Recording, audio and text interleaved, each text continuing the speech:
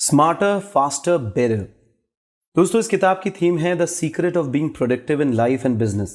यह book personal stories और business research की मदद से दिखाती है कि प्रोडक्टिव होने का मतलब सिर्फ आपकी टू डू लिस्ट को मैनेज करने के बारे में नहीं होता, बल्कि यह सही ऑप्शन को बनाने और सही माइंडसेट को बनाए रखने के बारे में होता है। यह समरी हमें सिखाती है कि कैसे इंस्पायर्ड रहें, अपने आप को ट्रैक पर रखें और टीम में काम करते हुए अपनी क्रिएटिविटी, प्रोडक्टिविटी और सक्सेस को कैसे मैक्सिमाइज करें। दोस्तों, इस किताब के ऑथर हैं चार्ल्स डुहिग, जो न्यूयॉर्क टाइम्स के सबसे सम्मानित रिपोर्टर्स में से आते हैं। स्मार्टर फास्टर बेटर किताब की बुक समरी को सुनते हैं। दोस्तों, अपने गोल्स को रखें और अधिक प्रोडक्टिव पर्सन बने। हम सब ऐसे लोगों को जानते हैं जो किसी भी सिचुएशन में एक शेड्यूल के अकॉर्डिंग ही काम करते हैं। बीमारी हो या चोट के बावजूद वे अपने गोल्स और डेडलाइंस को पूरा करते हैं। निश्चित रूप से हम में से ज़्यादातर लोग इस तरह से नहीं होते हैं। हो सकता है कि हमारे पास बेहतरीन आइडियाज़ हों, लेकिन उन्हें अप्लाई करने के लिए हमें कभी टाइम नहीं मिलता है, या यदि हम किसी पर्टिकुलर गोल का पीछा करते हैं तो हम इजीली अपने गोल से भटक जाते हैं। तो अच्छी खबर यह है दोस्तों कि आप यह सीख सकते हैं कि प्लान पर कैसे टिके रहना है, भले ही दुनिया आपके रास्ते में प्रॉब्लम क्रिएट कर दे। यह समरी आपको ट्रैक पर बने रहने के लिए मददगार साबित होगी और ये आसान मेथड्स आपको प्रोवाइड कराएगी और आप अपने सबसे इंपॉर्टेंट गोल को स्मार्टली, बहुत तेजी तरीके से और बेहतर तरीके से समझ पाएंगे। अपने आप को चॉइसेस रखने और लॉन्ग टर्म गोल्स की याद दिलाने के लिए मोटिवेट करते रहें।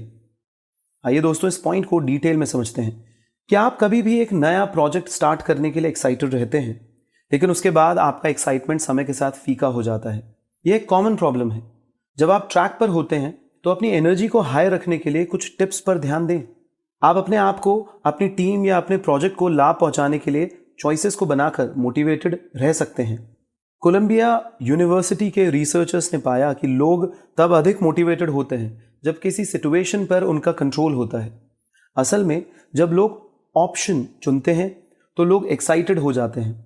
कंट्रोल और रिस्पॉन्सिबिलिटी की फीलिंग प्रोसेस के दौरान किसी भी सेटबैक से आपको रिकवर करने में भी मदद कर सकती है।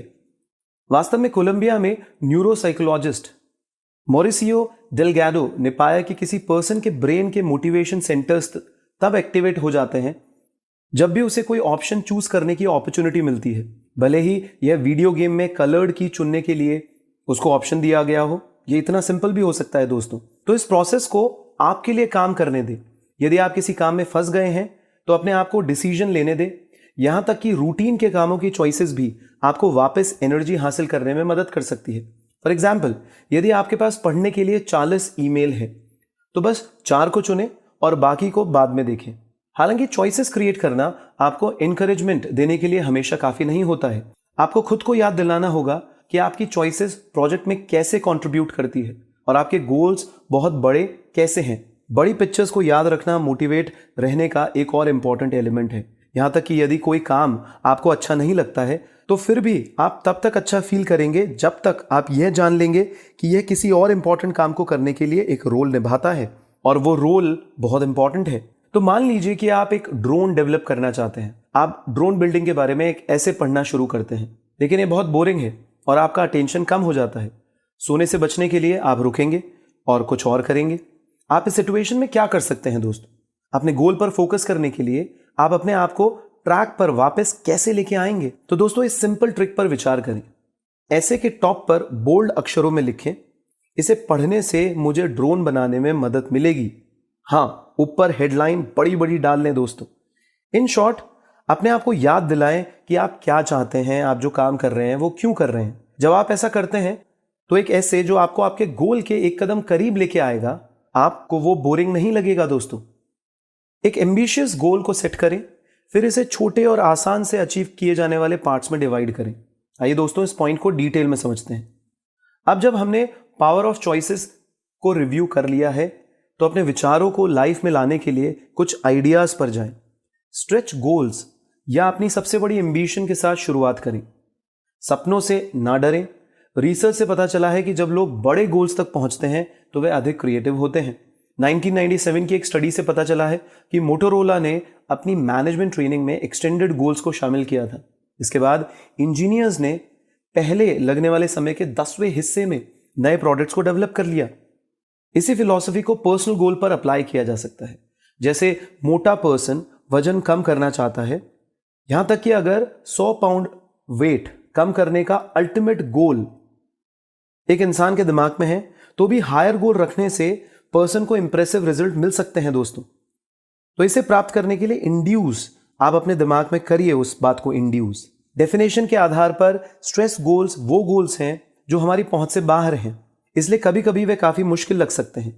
यदि आपको अपना गोल बहुत ज्यादा लगता है तो आप स्मार्ट गोल से इसे आसान बना सकते हैं। स्मार्ट गोल आपको स्ट्रेच गोल को अधिक मैनेज किए जा सकने वाले पार्ट्स में डिवाइड करवाता है। स्मार्ट की फुल फॉर्म है स्पेसिफिक, मेजरेबल, अचीवेबल, रियलिस्टिक और टाइम बाउंड। मान लीजिए कि आपका स्ट्रेच गोल मैराथन में दौड़ने का है। सबसे पहले आप इस गोल को छोटे और अधिक स्पेसिफिक स्टेप में तोड़ना चाहेंगे, जैसे कि 6 मील की दूरी को तय करना। फिर अपने आप को मेजर करने का तरीका जाने। मैं अपने लोकल ट्रैक पर 6 चक्कर लगाऊंगा, मैं अपने लोकल ट्रैक पर 6 चक्कर लगाऊंगा। इसको दोहराएं दोस्तों। इसके बाद खुद से पूछें कि आपका गोल अचीवेबल यानी अचीव करने के योग्य है या नहीं। यदि आप रनिंग को हर वीक में 2 बार चक्कर लगाने से कंबाइन करते हैं तो यह हो सकता है। रियलिस्टिक होना भी याद रखें। आप खुद को बता सकते हैं यह कठिन होगा और समय लगेगा, लेकिन मैं इसे कर सकता हूं। रियलिस्टिक होना बहुत जरूरी है दोस्तों। कई बार हम अनरियलिस्टिक गोल बना लेते हैं। आखिरकार यह डिसाइड करने का सबसे इफेक्टिव तरीका जाने कि आपको अपने गोल तक पहुंचने में कितने समय की जरूरत होगी। टाइम बाउंड बहुत जरूरी है दोस्तों। समय सीमा के अंदर गोल को रखें। शायद आप पहले सप्ताह में 2 मील दौड़ना शुरू कर देंगे, उसके बाद हर वीक इसमें 1 मील का इजाफा करेंगे, ऐसे दूरी बढ़ती जाएगी। तो स्मार्ट गोल्स के बारे में एक और अच्छी बात यह होती है कि जब भी आप एक स्टेज पूरा करते हैं तो आपको एक्स्ट्रा मोटिवेशन मिलता है। जितनी अधिक प्रोग्रेस होगी आप उतना ही ज्यादा एक्साइटेड होंगे, आप उतना ही आगे बढ़ेंगे दोस्तों। तो किसी भी संभावित डिस्ट्रैक्शन की उम्मीद करके अपने गोल्स पर फोकस करें। आइए दोस्तों इस पॉइंट को डिटेल में समझते हैं। जीवन अनप्रेडिक्टेबल है, यहां तक कि यदि आप अपने स्ट्रेच और स्मार्ट गोल्स को बनाते हैं तब अनएक्सपेक्टेड इवेंट्स हमेशा आते रहते हैं और आपका फोकस डाइवर्ट करते हैं।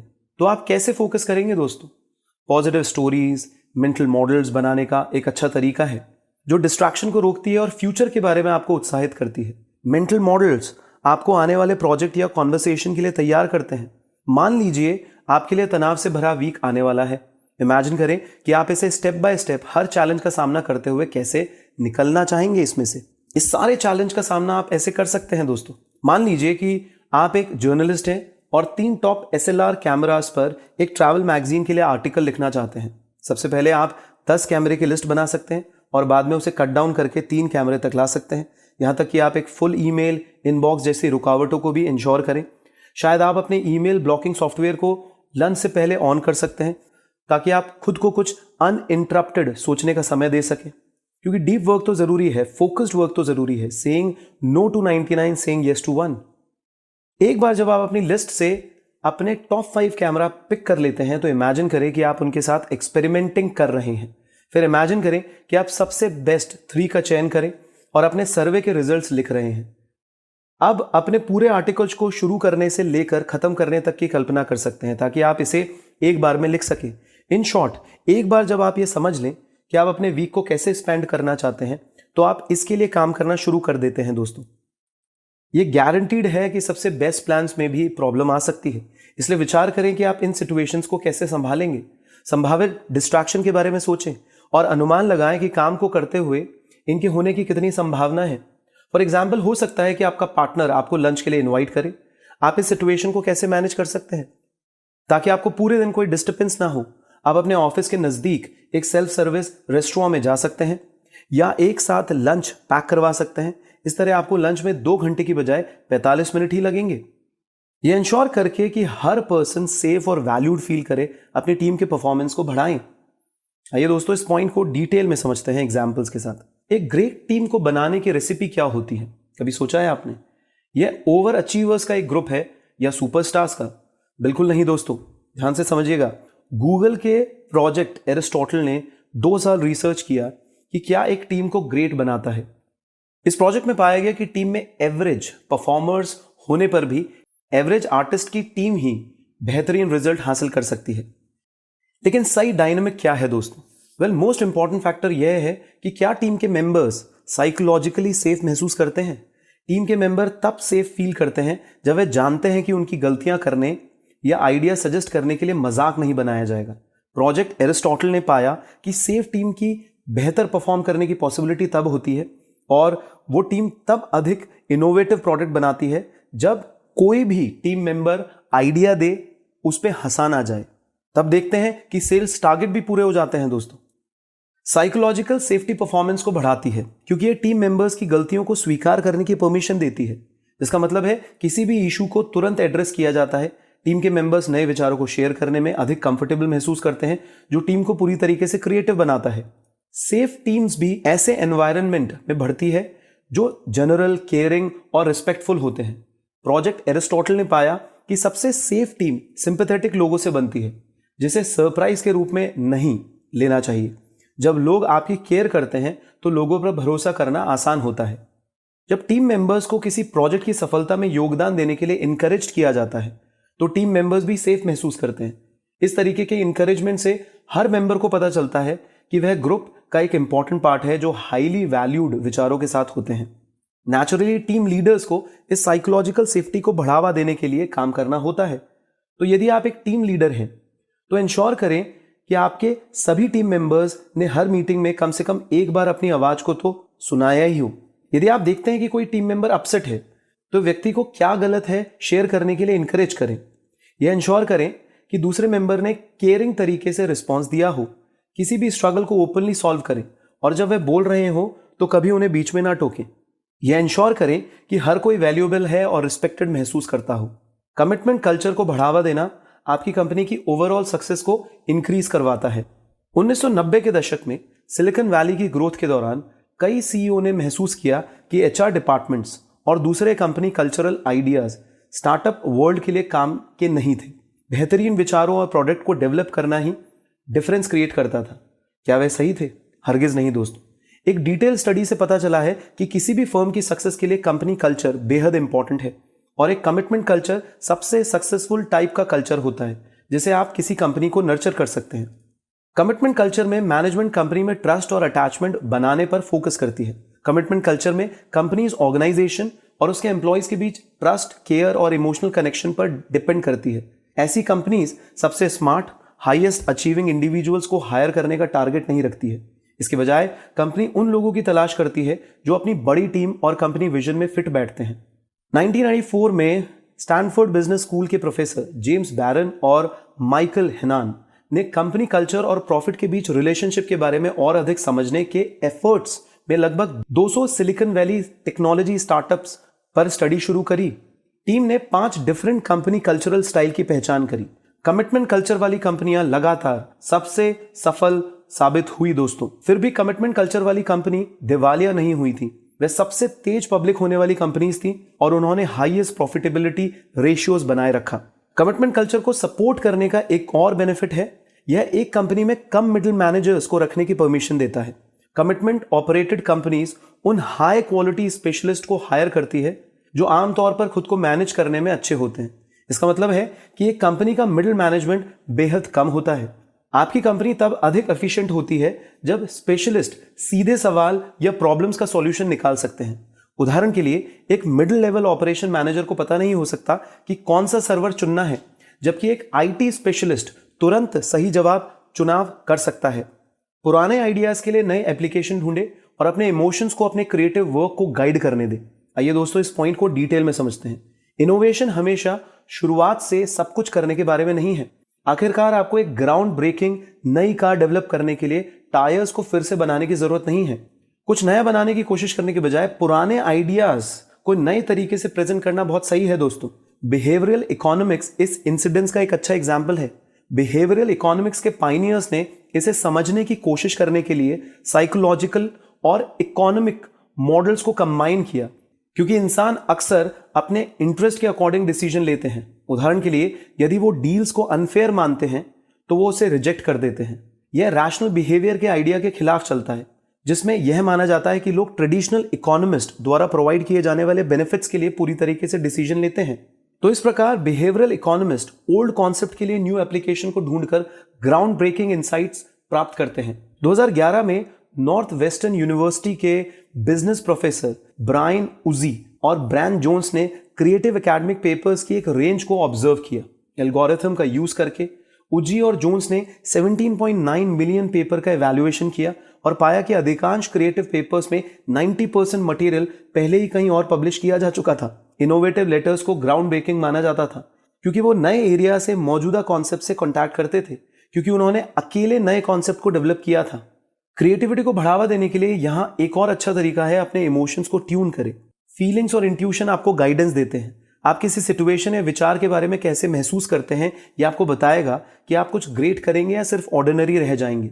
डिज्नी एनिमेशन के प्रेसिडेंट एडविन कैटमुल अपने ऑथर्स के साथ इस स्ट्रैटेजी को यूज करते थे। उदाहरण के लिए, जब उनकी टीम फ्रोजन नाम की फेमस फिल्म पर काम कर रही थी, तब उन्होंने अपनी टीम को उनके भाई बहनों के साथ इमोशनल कनेक्शन का पता लगाने के लिए कहा था। ऐसा करने से राइटर्स ने रॉ, ऑथेंटिक और रिलेटेबल तरीके से एना और एल्सा के कैरेक्टर के बीच के रिलेशनशिप को तैयार किया था। यह इस फिल्म की सबसे बड़ी सफलता का कारण बना था। दोस्तों, अपने लिए स्ट्रेच गोल डिसाइड करें, फिर उन्हें अचीव किया जाने योग्य पार्ट में डिवाइड करें।